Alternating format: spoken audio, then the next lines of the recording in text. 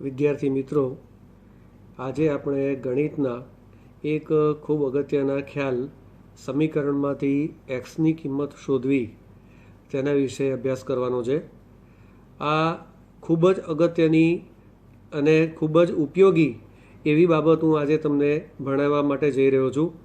કોઈ પણ ચેપ્ટર એવું નહીં હોય કે જેની અંદર આ પ્રકારની ગણતરી તમારે ન આવતી હોય. સમીકરણમાંથી એક્સની કિંમત શોધો. દરેક દાખલાની અંદર તમે કંઈ પણ ગણતરી કરો તો કોઈક વસ્તુની તમે કિંમત શોધો છો, અને જેની તમે કિંમત શોધો છો એને આપણે બરાબરની નિશાનીની ડાબી બાજુ લખીએ છીએ, અને જે કિંમત શોધીએ એને આપણે બરાબર નિશાનીની જમણી બાજુ લખીએ છીએ. બરાબર? આ બાબત સમજાવવા માટે અહીં મેં એક ત્રાજવાની આકૃતિ દોરી છે. તેમાં ડાબી તરફ મેં 1 kg એટલે કે 1 કિલોગ્રામ વજન દર્શાવ્યું છે, અને જમણી બાજુ 2 કિલોગ્રામ વજન દર્શાવ્યું છે. અત્યારે આ ત્રાજવું બેલેન્સ નથી. એનો જે કાંટો છે એ શૂન્ય પર નહીં આવે. જ્યારે બંને બાજુ વજન સરખું થાય ત્યારે જ આ કાંટો શૂન્ય ઉપર આવે. બરાબર? તો અહીંયા વચ્ચે મારે બરાબરની નિશાની લખવી હોય તો બંને બાજુ વજન કેવું હોવું જોઈએ? સરખું. હું બે રીતે વજન સરખું કરી શકું. એક પદ્ધતિ એવી છે કે જેમાં જ્યાં ઓછું વજન છે ત્યાં હું બીજું વજન ઉમેરું. તો અહીંયા 1 કિલોગ્રામ છે, એમાં બીજું 1 કિલોગ્રામ વજન ઉમેરું તો બંને બાજુ 2 કિલોગ્રામ વજન થાય અને કાંટો શૂન્ય પર આવે. અથવા અહીંયા 2 કિલોગ્રામ વજન છે, તેમાંથી હું 1 કિલોગ્રામ વજન ઓછું કરું તો બંને બાજુ 1 કિલોગ્રામ વજન થાય અને ત્રાજવાનો જે કાંટો છે એ શૂન્ય ઉપર આવે. અહીંયા એક સાદું સમીકરણ દર્શાવ્યું છે. ઉપર સમીકરણમાં ડાબી અને જમણી બાજુ કોને કહેવાય એ સમજવા માટે મેં ઉદાહરણ લખ્યું છે. 6 બરાબર 3x. આ જ સમીકરણને 3x બરાબર 6 આ રીતે લખી શકાય. એક વસ્તુ યાદ રાખવાની કે સમીકરણની જમણી બાજુ તમારા જમણા હાથ તરફ, બરાબરની જમણી બાજુ જે હોય તમારા જમણા હાથ તરફની, એ જમણી બાજુ કહેવાય, અને ડાબા હાથ તરફની જે બાજુ છે એને સમીકરણની ડાબી બાજુ કહેવાય. તો આ જે સમીકરણ છે તેમાં 6 છે એ ડાબી બાજુ છે અને 3x છે એ જમણી બાજુ છે. જ્યારે સમીકરણના બધા જ પદોને પૂરેપૂરા જમણી બાજુના જે પદો હોય એને ડાબી બાજુ લખો અને ડાબી બાજુના પદોને જમણી બાજુ લખો તો એનાથી સમીકરણમાં કોઈ ફેર પડતો નથી. ઉપર જે ઉદાહરણ મેં દર્શાવ્યું છે કે ભાઈ અહીંનું 1 કિલોગ્રામનું વજન હું અહીંયા મૂકું, અહીંને 1 કિલોગ્રામ વજન અહીંયા મૂકું તો કાંટો 0 ઉપર જ રહેશે. એનાથી બેલેન્સમાં કોઈ ફેરફાર થતો નથી. તો એ રીતે સમીકરણના જમણી બાજુના અને ડાબી બાજુના બધા જ પદોને ઉલટ સુલટ કરવામાં આવે તો પણ બરાબરની નિશાનીમાં કોઈ ફેરફાર થતો નથી. હવે સમીકરણનો ઉકેલ કેવી રીતે કરી શકાય તે સમજવા માટે આપણે એક સાદા દાખલાથી શરૂઆત કરીએ. તો હંમેશા એક વસ્તુ આપણે યાદ રાખીશું કે સમીકરણમાંથી એક્સની કિંમત શોધવા માટે જે એક્સવાળું જે પદ છે એ હંમેશા ડાબી બાજુ હોવું જોઈએ. તો આપણે આ 3x છે એને સમીકરણની ડાબી બાજુ લખી દઈએ અને 6 છે એને સમીકરણની જમણી બાજુ લખી દઈએ. ઉલટ સુલટ કરવાથી કોઈ ફેરફાર થતો નથી, નિશાનીમાં કોઈ ફેરફાર ના થાય. હવે અહીંયા તમે જુઓ કે આપણે કિંમત શોધવી છે એક્સની, અને એક્સની સાથે 3 ગુણાયેલા છે, માટે મારે આ 3ને દૂર કરવા પડે. બરાબર? તો આ 3ને દૂર કરવા માટે આ સમીકરણની ડાબી બાજુને મારે 3 વડે ભાગવા પડે. તો એ જ રીતે જમણી બાજુને પણ 3 વડે ભાગવા પડે. જે પ્રક્રિયા ડાબી બાજુ કરો એ જ પ્રક્રિયા જમણી બાજુ કરો તો જ સમીકરણ બેલેન્સ રહે. તો અહીંયાથી આ 3 3 દૂર થઈ ગયા. આ 6ને 3 વડે ભાગો એટલે 3 દુ 6, માટે એક્સની કિંમત આપણને કેટલી મળી? 2 મળી. તો આ રીતે આપણે સમજવાનું છે. બરાબર? હવે આપણે 10મા ધોરણના લેવલે આ સમીકરણ સમજવું હોય તો 6 બરાબર 3x આ રીતે સમીકરણ આપ્યું છે તો સૌથી પહેલાં આપણે 3x બરાબર 6 લખી દીધું. હવે જ્યારે ડાબી તરફ એક જ પદ હોય અને એક્સની સાથે કોઈ ગુણક આપેલો હોય તો તે ગુણક જમણી બાજુના જે પદ છે એમાં છેદમાં આવે. એટલે x બરાબર જમણી બાજુનું પદ જે 6 છે એના છેદમાં 3 આવે. અહીંયા 3 દુ 6 છેદ ઉડી જાય અને x બરાબર કેટલા આવશે? 2. તમારે 10મા ધોરણમાં આ જ રીત કરવાની. નીચલા ધોરણોની અંદર આ રીતે તમે દાખલો ગણી શકો છો પોતાની સમજ માટે. બરાબર? હવે બીજો એક દાખલો જોઈએ. અહીંયા તમને 5x બરાબર 10 એવું સમીકરણ આપ્યું છે દાખલા નંબર 2માં. તો એનું સાદુરૂપ આપવા માટે આપણે એક્સની કિંમત શોધવા માટે આ જે 5x છે એને 5 વડે ભાગવા પડે. તો 10ને પણ 5 વડે ભાગવા પડે. અહીંયાથી 5 5 દૂર થઈ ગયા, 5 દુ 10 માટે x બરાબર કેટલા થશે? 2. આપણે 10મા ધોરણની રીતે જોઈએ તો સીધું જ 5x બરાબર 10 હોય તો xની કિંમત શોધવા માટે x બરાબર 10/5, 5 દુ 10 માટે x બરાબર 2. હવે દાખલા નંબર 3માં આપણને સમીકરણ આપેલું છે 7y બરાબર 11. તો અગાઉ ચર્ચા કરી તે પ્રમાણે આમાંથી yની કિંમત શોધવા માટે ડાબી તરફ એક જ પદ છે 7y અને 7 એ yના ગુણક તરીકે છે, બરાબર, સગુણક છે yનો. એટલે આ જે 7 છે એ જમણી બાજુ જે 11 છે એની છેદમાં આવશે. એટલે 11/7 આ એનો જવાબ થશે, બરાબર. હવે ચોથો દાખલો જોઈએ. તો એમાં x + 5 બરાબર 10 આપેલ છે.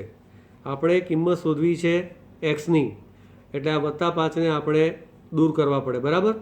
તો આપણે +5ને દૂર કરવા માટે એની વિરુદ્ધ નિશાનીવાળી સંખ્યા -5 ઉમેરવા પડે.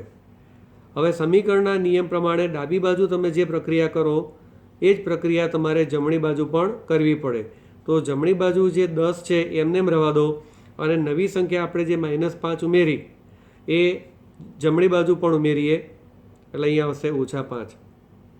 હવે બંને બાજુ આપણે સાદુરૂપ આપીએ માટે આ જે +5 અને -5 દૂર થઈ જાય, એટલે ડાબી બાજુ માત્ર x બાકી રહેશે અને જમણી બાજુ આ +10 અને -5 એનું સાદુરૂપ થશે. 10માંથી 5 જાય તો 5. મોટી સંખ્યા 10 એ વત્તા નિશાનીવાળી છે માટે અહીંયા જવાબ આવશે +5, બરાબર. આ દાખલો 4 બાજુમાં જે રીત કરી છે એ રીતે પણ ગણી શકાય. આ +5 છે એને જમણી બાજુ લાવો એટલે -5 થાય. 10માંથી 5 જાય તો 5. આ રીતે પણ આપણે આ દાખલો ગણી શકીએ. હવે આપણે 5મો દાખલો જોઈએ. આમાં ખાલી નિશાનીનો ફેર છે. અહીંયા પ્લસ નિશાની હતી, અહીંયા નિશાની માઇનસ છે. બાકી બધી રીત સેમ છે, બરાબર. તો સૌથી પહેલાં આપણે આ જે +7 છે એને જમણી બાજુ લાવીએ. એક વસ્તુ યાદ રાખવાનું, જ્યારે કોઈ પણ પદને ડાબી બાજુથી જમણી બાજુ લાવો માત્ર તે પદની જ નિશાની બદલવાની, બીજા કોઈ પદની નિશાની બદલવાની નથી. તો પહેલાં બરાબરની નીચે બરાબર મૂકો, -11 જે હતા એમને એમ રહેવા દો, +7ને જમણી બાજુ લાવો એટલે એની નિશાની થશે -7. હવે ડાબી બાજુ માત્ર x બાકી રહ્યા, અહીંયા x લખી દો અને આગળ આપણે અહીંયા માટેની નિશાની લખી દઈએ, બરાબર. હવે આ x એમને એમ રહેશે. -11 અને -7 બંનેના સમાન ચિહ્નો છે માટે તેમનો સરવાળો થાય અને મોટી સંખ્યાની નિશાની આવે. તો 11 અને 7 18 થશે. મોટી સંખ્યાની નિશાની માઇનસ છે એટલે અહીંયા આવશે માઇનસ. તો આ રીતે આપણે નિશાનીઓમાં થોડુંક ધ્યાન રાખીશું તો કોઈ તકલીફ પડશે નહીં. હવે દાખલા નંબર 6 જોઈએ. તેમાં x વાળું જે પદ છે આપણને જમણી બાજુ આપ્યું છે અને સમીકરણમાં જ્યારે પણ xની કિંમત શોધવાની હોય ત્યારે x વાળા પદને આપણે ડાબી બાજુ લાવવું પડે, બરાબર. તો સૌથી પહેલાં આપણે એક પ્રક્રિયા એ કરીશું છે કે જે આ -xને આપણે પહેલાં ડાબી બાજુ લાવીશું. એટલે -3 એમને એમ રહેશે. -x ડાબી બાજુ આવે એટલે +x થશે. +2 જમણી બાજુ એમને એમ રહેશે. હવે x ડાબી બાજુ રવા દો, 2ને એમને એમ રવા દો અને -3 જમણી બાજુ લાવો એટલે +3 થાય. માટે x બરાબર 2 + 3 કેટલો જવાબ આવશે? 5. માટે x બરાબર 5, બરાબર.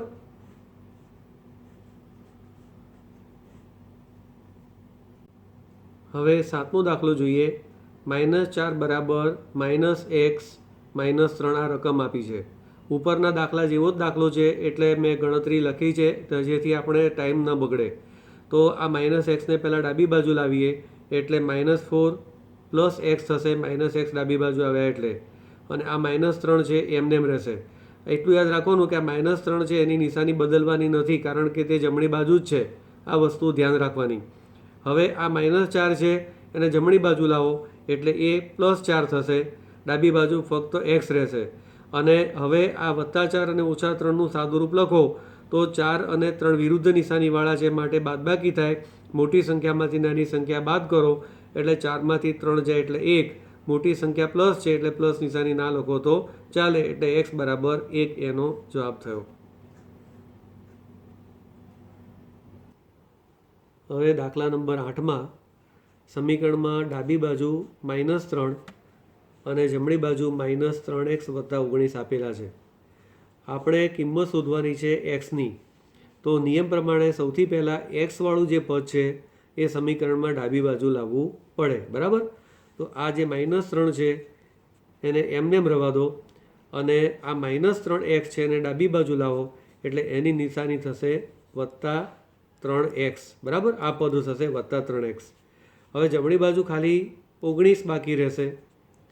હવે આપણે 3xને ડાબી બાજુ રહેવા દઈએ અને -3ને જમણી બાજુ લાવીએ એટલે 19 + 3 માટે 3x બરાબર 19 અને 3 22, બરાબર. હવે એક્સની કિંમત શોધવા માટે આ 3 ક્યાં હશે? 22ના છેદમાં, એટલે 22/3 આ રીતે તેનું સાદુરૂપ અપાય, બરાબર. ખાસ યાદ રાખવાનું કે એક પદને જ્યારે એક બાજુથી બીજી બાજુ લઈ જઈએ ત્યારે જે પણ પદ લઈ જઈએ એટલાની જ નિશાની બદલવાની, બીજા પદોની કોઈ પણ પદોની નિશાની બદલવાની નહીં. આટલું ધ્યાન રાખશો તો એક પણ દાખલામાં ભૂલ પડશે નહીં, બરાબર. હવે દાખલા નંબર 9માં આપણને એક્સના બદલે વાય આપેલા છે. તો જે રીતે આપણે એક્સ માટે પ્રક્રિયા કરીએ એ જ રીતે આપણે વાયની કિંમત શોધવાની છે. એમાં કોઈ અલગ ગણતરી કરવાની હોતી નથી.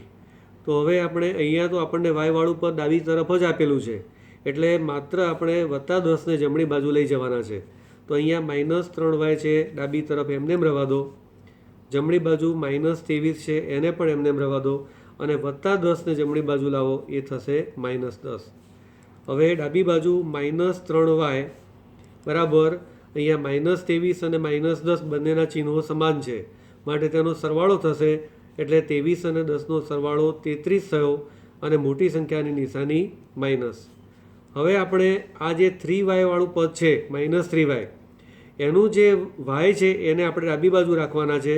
તો સૌથી પહેલાં આપણે એક કામ કરીએ, બંને બાજુ જે માઇનસ નિશાની છે એને ચેન્જ કરી દઈએ એટલે 3y બરાબર 33, માટે y બરાબર 33. આ જે yના ગુણાકારમાં 3 છે એને નીચે લાવો એટલે 11 તરી 33 અહીંયા 1 રહેશે, બરાબર.